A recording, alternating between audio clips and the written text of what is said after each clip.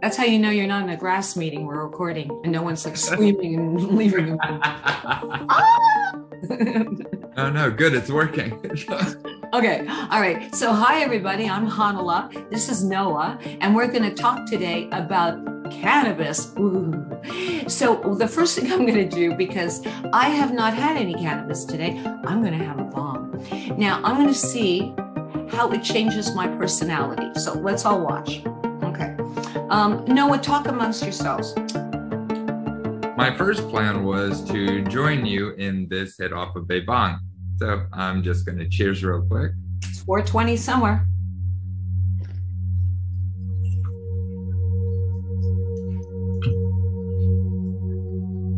Happy afternoon. Much better. It is a pleasure to be here with you, Hanala. Thank you for the invitation. Greatly. There you go. I'm so happy that you have joined me in this podcast situation. We are spreading the message. I know I was in AA for 25 years, not smoking pot, really had an opinion about it, and also had like no sleep, no happiness. I was just miserable. PTSD, the ADHD had me like bouncing off the walls. And then I found cannabis at 25 years of sobriety. And I love it. It's really, I feel so much younger and energized. And so I'm on a crusade to tell other people who might be struggling with sobriety that it doesn't have to be all or nothing. There is a gentler, softer way. I love it. And I couldn't be any happier than I am to be on this crusade with you. This has been the biggest life-changing thing I've experienced, and I've been through all sorts of life changes, but none that I participate in on a daily basis, especially like I do now. I too was a member of AA, and I was also living in the loopholes. I have multiple sclerosis, and medical marijuana goes hand in hand with that. It's one of like 7 things that you can legally get it given for, prescribed. That's a whole nother topic. But yeah, it's been incredibly better. I don't take any real medication for multiple sclerosis for the past 8 months. And you have been? I had been on every major idea for multiple sclerosis. I've tried bottles that were handwritten, labeled. They were just trials of drugs someone came up with through my neurologist at the time. So you hope for legitimacy, but didn't help. I've tried all sorts of neurological ideas. Basically, MS is an incurable disease that affects the neurological system, and it's going to degrade over time. However, as time has gone along, I have gone up in the number of years I've had it. I've had it 12 years. For almost like 2.5 of those years, I was on a cane full time until I started utilizing cannabis to the extent I do now, which means I wake up and I smoke because my legs hurt, my back hurts, everything hurts. There's pseudo pains because the neurological side of it is they aren't real pains. So try telling someone that you're experiencing false pains and then explain that. It's just not possible. But with cannabis, using it regularly throughout my day, I still keep up with all the things I'm responsible for. Upkeep of a home, animals that you can probably see running behind me. Everything that has to be done in order to be an active participant in my home.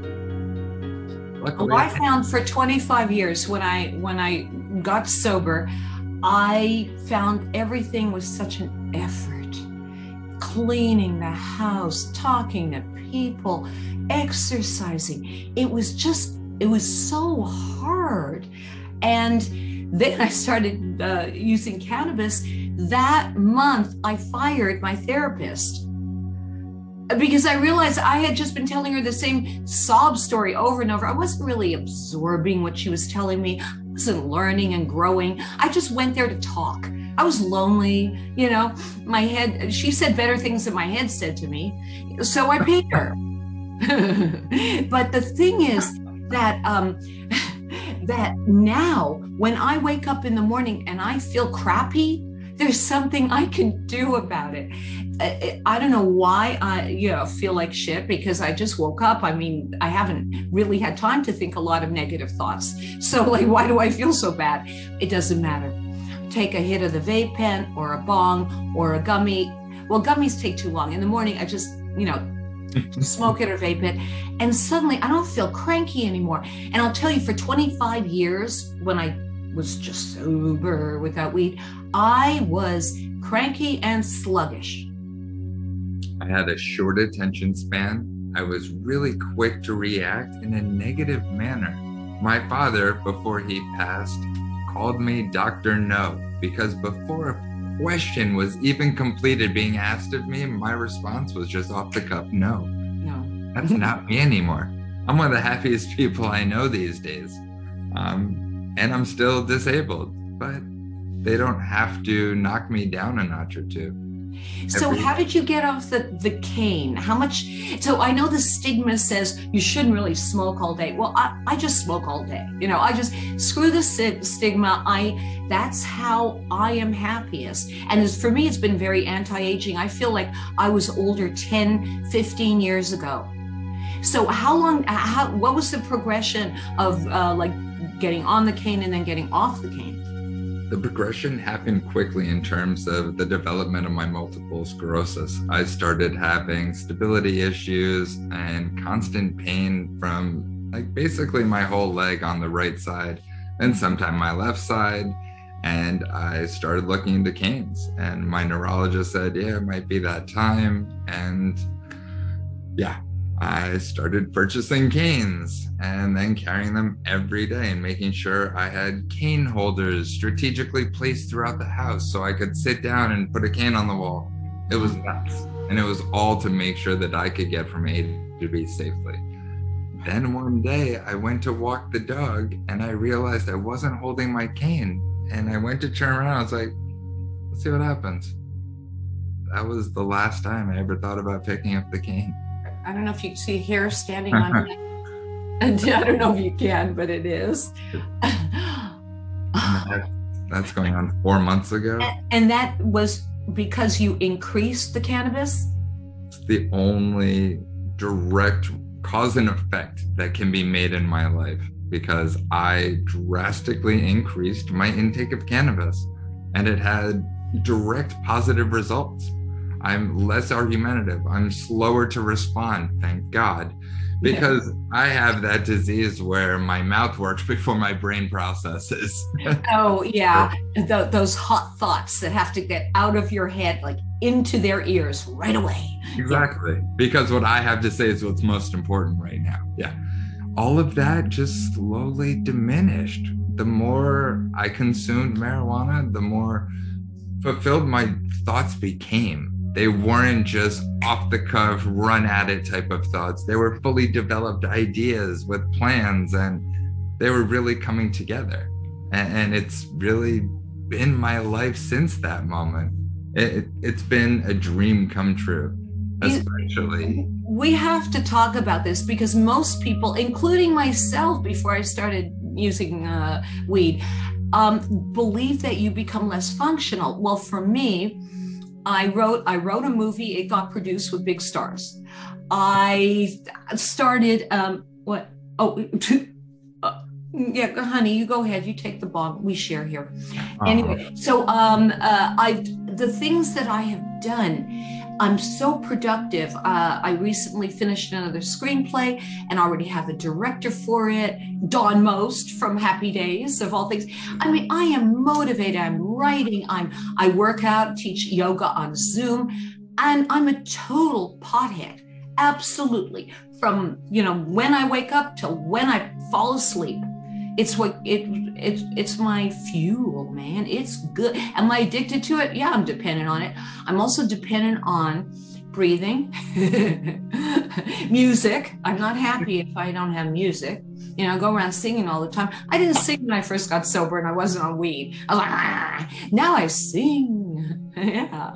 I tend to stick with what works, and it's not always a mainstream answer. And we all kind of navigate this crazy life and find our own path. And I could not be any more full of gratitude that cannabis entered my life in droves and surrounded by people that mean more than most of my family at this point. Oh, Yeah.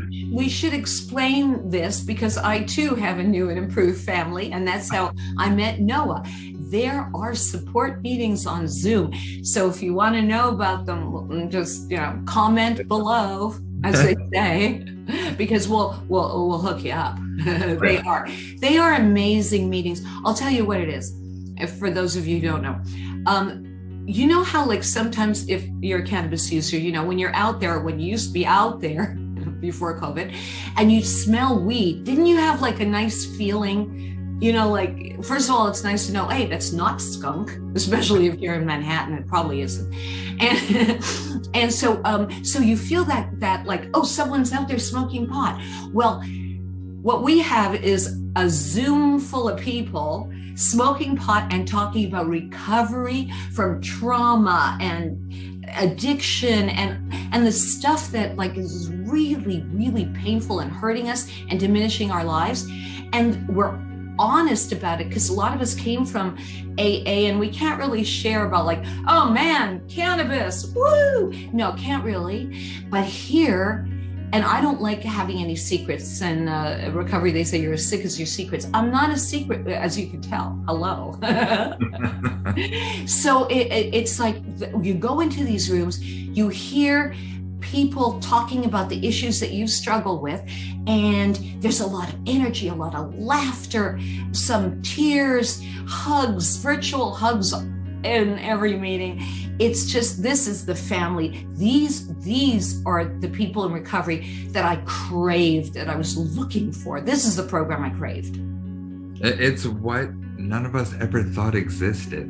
Like, in the back of our minds, we really hoped it existed. I got to tell you though, a few years ago, when I was out with a friend of mine, we were going to be together all day. He was in AA.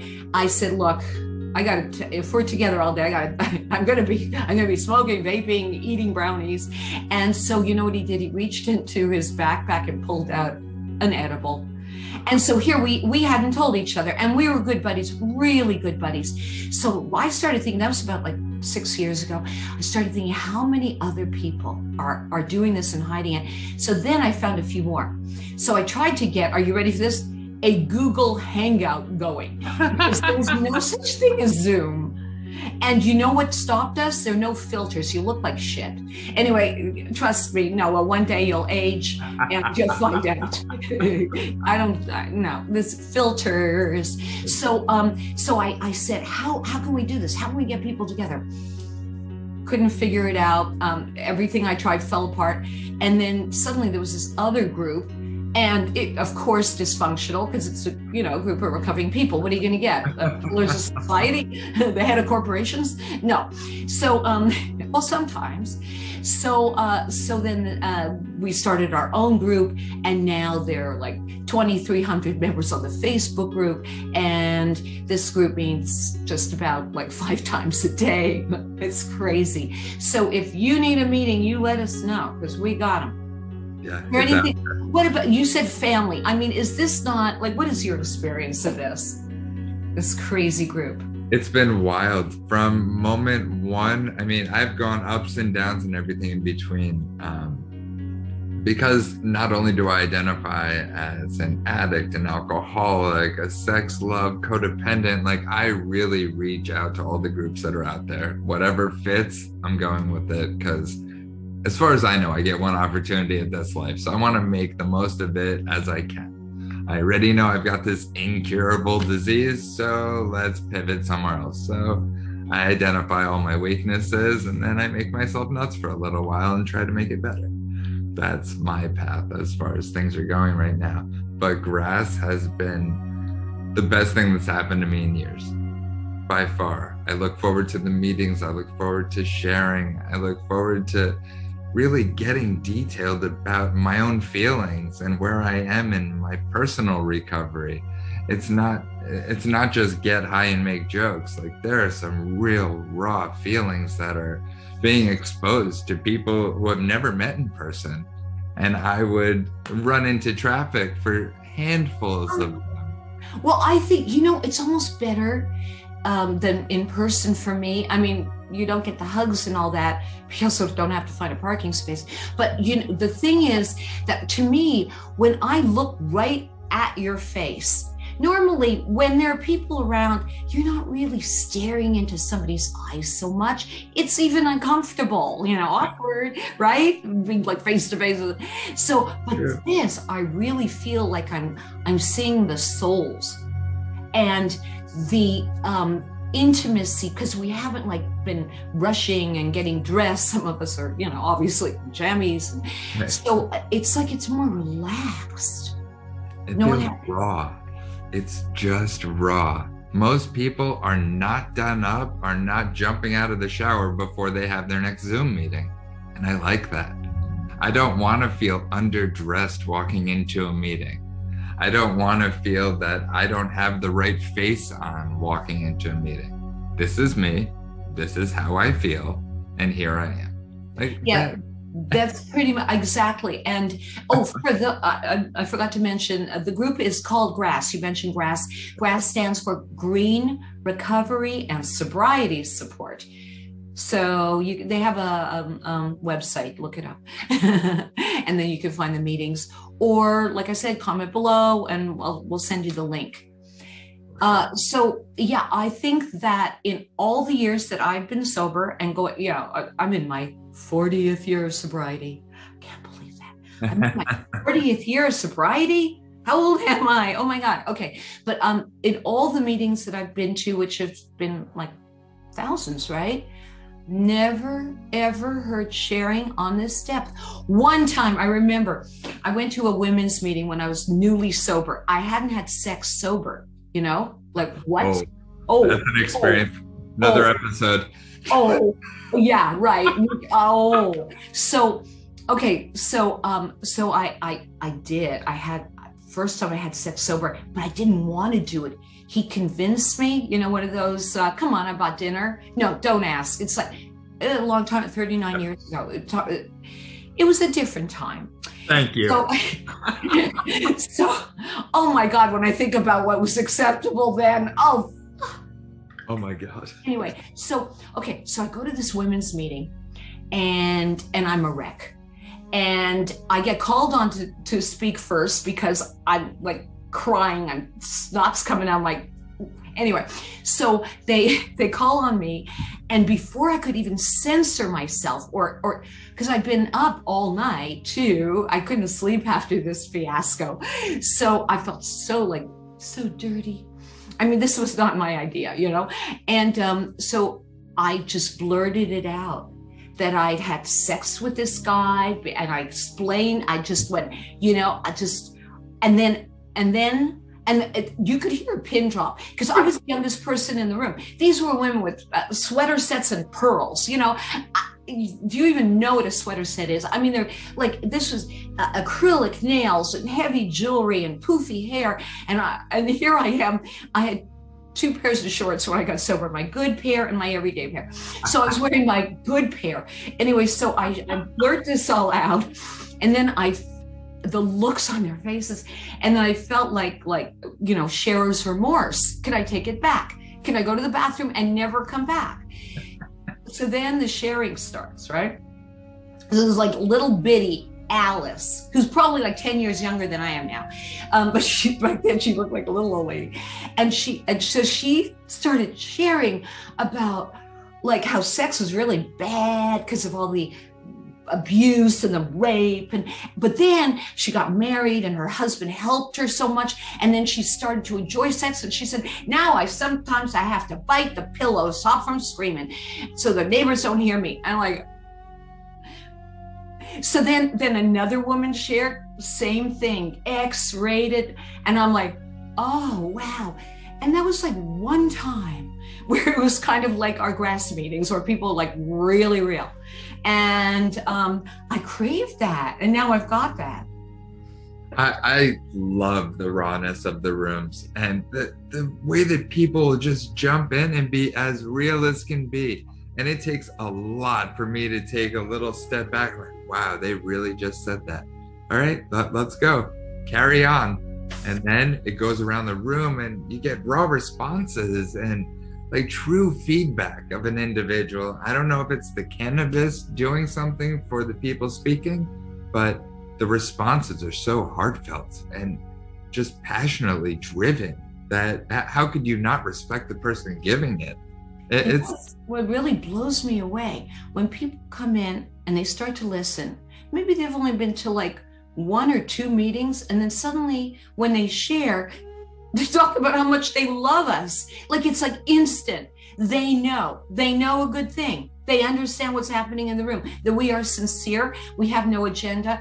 My heart broke. This one, I don't know if you were there, but this one girl who never got on Zoom, barely does the internet. She was, she had said something about this isn't like a trick so you're not going to come and take away my children, right? Child Protective Services.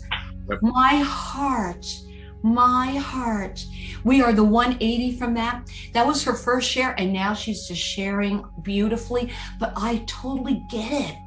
You know, the seclusion, the isolation. Before we started growing and having all these meetings, I was alone, and my head, those negative thoughts, I was in bed, depressed a lot before these meetings. Sure. Believe me, I could go on ants all day. I have tons of them. Oh, ants, automatic negative thoughts. Yeah. Oh, thank you, wow. You know what I think my biggest one is how I should on people. That's a tough one. Oh, the shoulds, the unfairness, big unfairness button. And life, you know, I used to say in California, we have a fair in Pomona every year. I said, you want fair? That's where you have to go. Because it's so not. And also we have ideas in our minds of how it should go and what people should say and what they should be doing. However, they have other ideas. Oh yeah, preconceptions, misconceptions. It goes on as far as the mind can take it, which is pretty far. Yeah, mind reading, that's a big one. That was a cognitive distortion. I know what they're thinking, and it's not good. And it's also never right. Yeah, I know.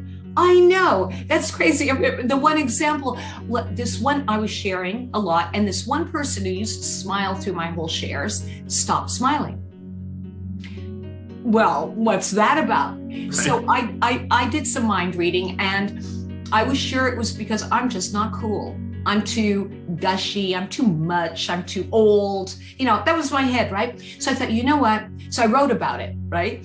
And so I said, okay, I'm gonna ask this person like what it is. So I did, and here was the response. The reason they turned cold toward me is because I am friends with someone who they had a fight with.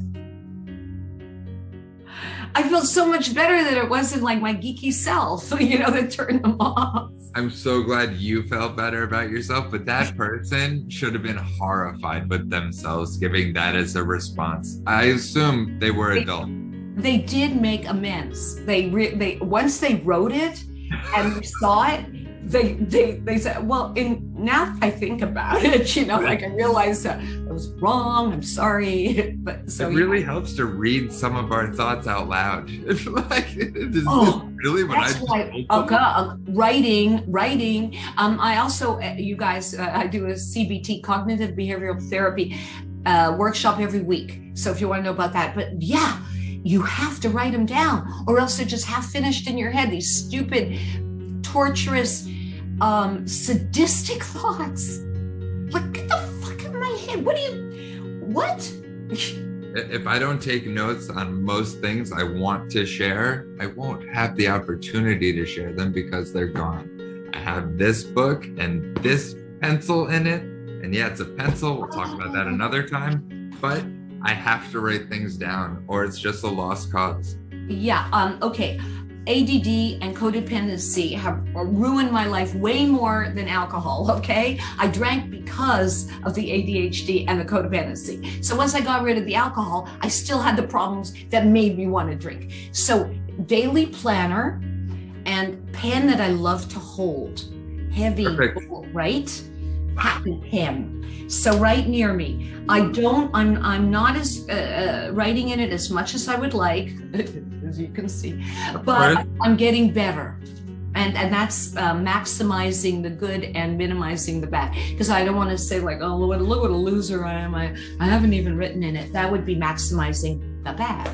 This is a perfect example of progress, not perfection. You write when you can, you do what you can, and then tomorrow, maybe a little more, maybe a little less, but either way, you're doing. That's right. These are steps forward, which means I'm not staying in the same place and I'm not going back. No, you can't be stagnant if you're not staying in the same place. Perfect. You know, it's like people who want to lose a lot of weight, how I really encourage them to do it so slowly that they hardly notice. Because, you know, like losing weight's not the issue, keeping it off. So you have to kind of like think of yourself slimmer every day, inch by it, or like teensy little tiny increments. And that's the same thing with writing. Just even if you write just my writing, one time, I remember I timed it lately, or I wrote for 15 minutes, but that's long for me. Normally 2 or 3 minutes. I'll like figure out what I was gonna read you, but I figure out, okay, so like, I'll give that example that I like so much is, I'm gonna speak or do a show like this and anxiety comes up. And so the first thing I do is identify the anxiety, stop and say like, I'm anxious. Like, no. The first 5 times I did that, I answered myself with, excuse me, what? What do you mean? Who said that? I did. I'm in charge now, sense of agency. I'm trying to make it better here. I'm like, okay, all right. So there's anxiety. What are you anxious about? Really? You care? Yes. You're not going to beat me if I say something stupid? No. Tell me what you're anxious about. Okay, well, what if I screw up and I'm terrible on the show? Oh, okay. So let's see what the cognitive distortions are. Fortune telling in the future. Overgeneralizing. Because I screwed up once, I may screw up again and it'll be devastating. That's catastrophizing too. You know, oh, it was awful when that happened. Not really. It was just like, to me, it was awful. It wasn't generally awful in the world. So another thing is black or white thinking. I'm either fabulous or a piece of shit. So there's that. What were the other things? I'm like 5 for 5 right now. Keep going. Right. Well, so what I did was I challenged those thoughts. I came up with a challenge thought that said, well, seeing as most people do mess up and you're a person, chances are you will mess up. But does that mean that they won't like you or that they will follow you on YouTube? No. As a matter of fact, we kind of like it when people fuck up, especially if they seem like really together, you enjoy it, you know? Of course, it makes the person real and more importantly, relatable. Relatable.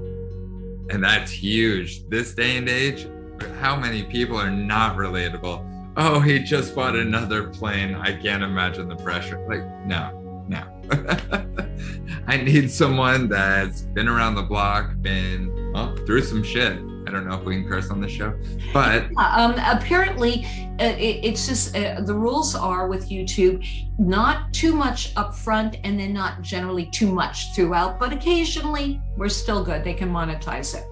Fantastic. Well, people. Yeah, because I bought so much equipment for the podcast. It would be nice to get a little money back. So thank you if you are donating. I appreciate it. At least this, I'm getting something for this month's bills, you know, because of course I had addiction. I had to buy a $1,200 mic, $300 earphones. You know, I'm not even wearing them because they're like this big. Like a mini. I bet they look cool though. I mean, They do. And so does so does don't ask. You name it, I'm addicted to it. I even got addicted to gambling once, which I never thought I'd do because of my money issues. I'd much rather shop and have the thing for the money I spent. Right. But one time I go to Vegas. I'm waiting for the hotel room to get cleaned. So I sit in a casino, one arm back. Okay. The draw poker machine. I drew to it inside straight to try and get a royal flush. And I got it. So the bells are going. Yeah. The bells are 2 cards. Yeah. What? Anyway, at least I think it was. That could be exaggeration. It could have been one. Anyway, so I hit the royal flush, my first like $1.50. And so for the rest of the trip, where was Hanala? Oh, down at the casino again. They had to like pull me, step away from the machine, Hanala. Oh, I had to get it again. The buzz I got. Of course. Oh, they make it so good. Yeah, and everyone comes around. Look, I get a chair standing on end. Yeah. I'm remembering it. They're all going, and I'm hearing bells, and I'm going, are those bells in the casino or in my head? Somebody tell me. It's heaven. I'm there. No, they want it to be that moment that once you've got it, it's unobtainable. And once again, it's like the pink dragon. That first hit, that's the best you're ever going to get. Yeah, that's right. Chances are you'll never hit again. Well, I'm really glad I waited for to hit the bong before. Wow. That I've also, it's scary. When I say codependency has ruined my life, I don't know anyone who is more addicted to men than me. I mean, I even called my first husband my 6-foot Quaalude. And if you don't know what Quaalude is, it's like a bottle of tequila in a pill. It's just like, oh, I wanted to stay home and do this guy all day long, my big Quaalude. And even when I got sober, I was sober and trying to leave him every day. And I was driving in my car, trying to leave him. And just like my whole thing was leave him. And I was thinking about something he had said in our last conversation and whom he might be, blah, blah, blah. And I drove right into a car. It was one of the worst car accidents in my life. And it was after I got sober. Drunk, yeah, a little bit here and there. But the worst accident was when I was obsessing. It happens. I mean, truth be told, most of us have done it at one point or another. Maybe not smashed up a carload of nuns in front of us, but a lot of us have. My apologies. Everyone's gonna unsubscribe now. See, when you talk about and you write about your negative thoughts, you can laugh about them. When they're in your head, you're not laughing. Right. You're suffering. You're in bed with a blanket over your head. Yep. And those thoughts are right there with you. Right. You've trapped them under the blanket. Right. There's no way for them to escape because all you're looking at in there is your own dark thoughts. Right. You're not like picking up the phone. It's right next to you, but it's 1,000 miles away. Exactly. It's so heavy. So heavy. So hard to, I know. Oh, turn on the TV. I'll try again tomorrow. Yeah, there's still popcorn I can graze with. Hours and hours. I used to make sure I could have food that would last hours, like a big bowl of grapes, popcorn, sunflower seeds. Just turn on, binge watch something. My first addiction was Hala and Star Trek. Ooh. Just give me and Captain Kirk. I used to imagine that Captain Kirk was my pillow and I'd kiss him and he'd say, "You're the best kisser in the galaxy." And I'd say, "You should know you've kissed every carbon-based woman in the galaxy." And And we had talks like that at night. And that was the hot moment you went to bed on. William Shatner, he really did it for me until I met him. All it takes from what I hear. That's it. Yeah. Not warm and friendly. The opposite of our little grass meetings. I started talking to him. I swear I thought he was gonna call security. All I said was, "Hey, I'm from Montreal too. You know, I bought a TV in the same store you bought a TV. At least that's what the salesman told me." And he's standing there right. Yeah, no. He was more like a Klingon. I don't own a TV, ma'am. Fine, walk away. Wow, because I thought nice Jewish boy from Montreal, we'd have something in common. No, what he was about was, I'm not really here. I'm planning my trip to outer space with Elon in 20 years. And he got there. I mean, talk about a long game. Oh, I love the way. Did you see how Elon totally distant? Oh yeah, completely. It's like, oh, you really showed up, huh? Yeah. You're telling the story. Sorry, you're just a photo op. Hey guys, we did it. Exactly. We're back. Let's go. Oh, before we end, and I guess we should end at some point. What I want to do is I want to introduce the audience to our paraphernalia. Okay, this is what I think. That Noah has really been like my GPS. Grass. Oh shit, what was it? Grass paraphernalia supporter. I mean, I'm not your supplier. That would have been the next step. Oh, I should have written it down. Look at this. It was like a week ago. And okay, well, I'll have captions underneath to I'll fill it in.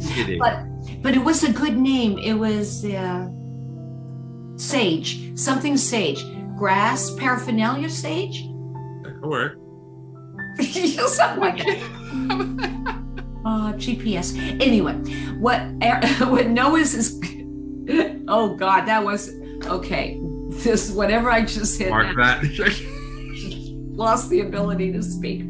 Okay, here we go. Back to one.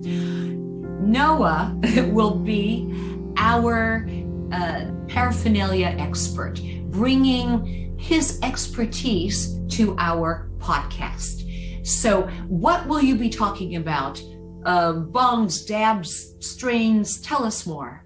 I'm gonna go with my most recent dab rig, which is this pretty little guy called the Puffco Peak Pro. And I said it so slowly because there's no way to say those 3 words fast. But it is fantastic. This is aftermarket glass that I put on it, but there is no better dab rig on the market. Granted, that comes with a price tag, unfortunately. But if this is the route you want to go for something concentrated and more potent and direct in your hits, this is the item to buy. So if you are in a great deal of pain and you are medicating for your pain, this might be a great idea. Yes, there is no faster, more instant relief manner that I've experienced with any kind of form of marijuana. Then it will work well for insomnia too, before bed, because you get that big hit, it will relax you, ease you into sleep. And okay. Not for nothing, it also has a disco mode that you can put on right when it's next to you in bed, and it'll go through all the disco lights, and it's really pretty. Hair standing on. I love that. Love that. Again, when I got sober, there were metal pipes and people were dying of lung disease. Yep. Okay, so look at that. No metal. We don't want ever, no metal. No metal. This is all lithium ion. It's rechargeable with USB-C like most new devices on the market, and it lasts a long time. Okay, show us how it works. So you tap it twice and it begins heating this chamber, which already has some dabs in it. Got it. There we go. I see that. This will heat up to the point of just vaporizing everything that's in there. This cap is set to predetermined profile size. It vibrates and flashes twice to let you know it's reached optimal temperature. And I wonder what that is. I have a volcano, and they said, I did research, they said 365, or no, 356, dyslexia.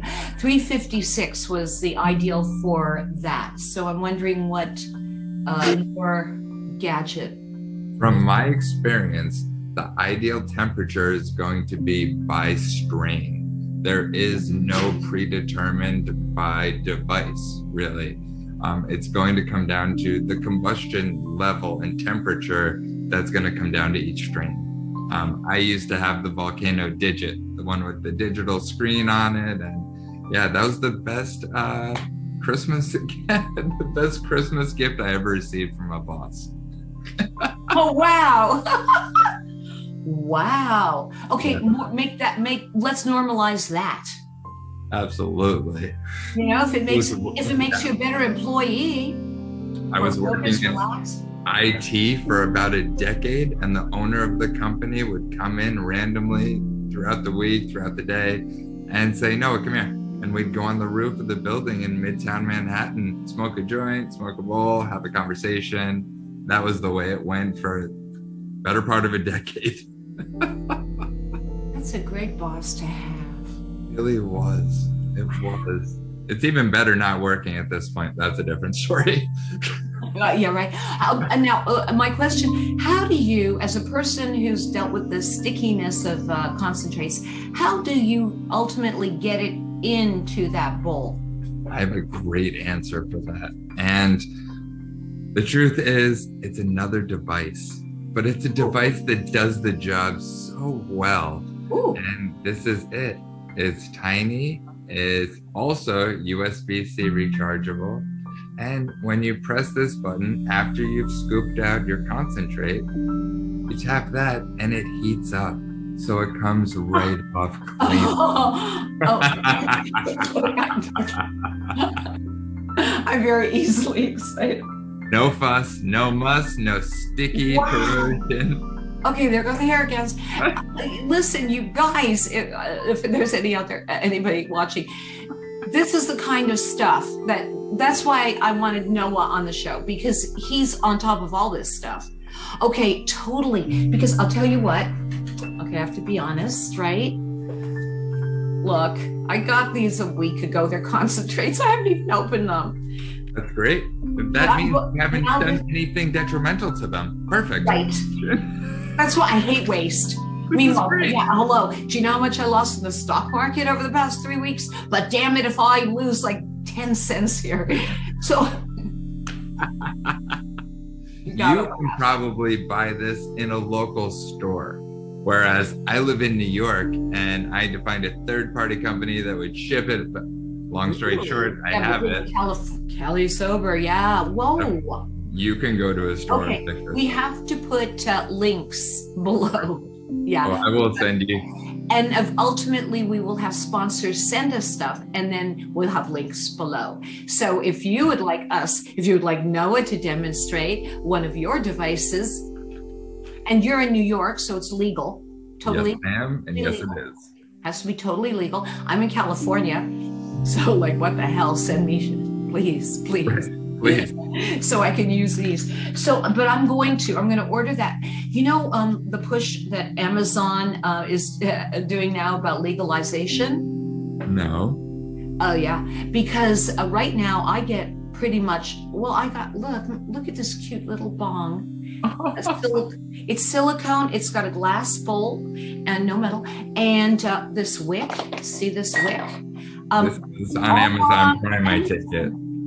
Yeah, Amazon. So they're already selling all the paraphernalia. They're just waiting so they can start selling the stuff to use. Can't wait. Yeah, me too.